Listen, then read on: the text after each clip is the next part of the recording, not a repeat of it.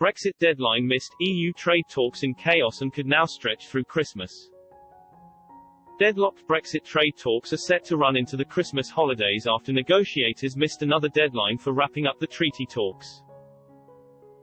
British and Brussels diplomats remained at loggerhead, with the EU refusing to back down over hardline demands on fishing and rules covering industrial subsidies. The epic wrangle is now expected to continue throughout this week and beyond after the two sides look set to fail to come to an agreement in time for tonight's deadline set by MEPs for ratifying a deal by the end of the year. Ministers now believe a series of mini-deals could be needed to keep UK-EU trade functioning in the new year without a deal.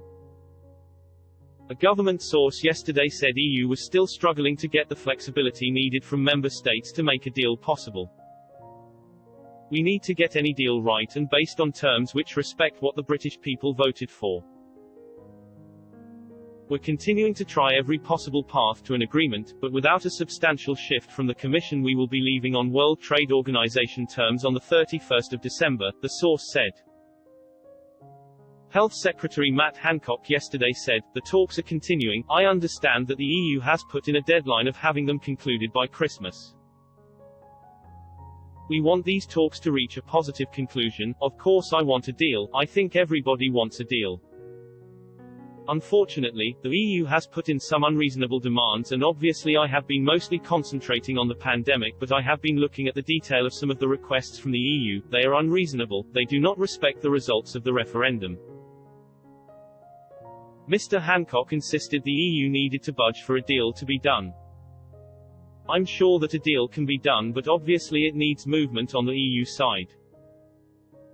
I am an incredibly pragmatic politician and I want to see a deal, but I also think that the EU demands are unreasonable and they're not demands that can be accepted, so we do need to see that movement from the EU side, and I very much hope that they make the steps that are necessary so that we can conclude a deal and then we can all look forward," the cabinet minister said. "They need to make the move, they need to remove some of the unreasonable requests, and then we can all move forward and concentrate on dealing with the things that are right in front of us and need action." EU chief negotiator Michel Barnier said the wrangling over the future relationship pact was at a crucial moment, with hardline coastal states blocking any hope of a compromise on future fishing quotas.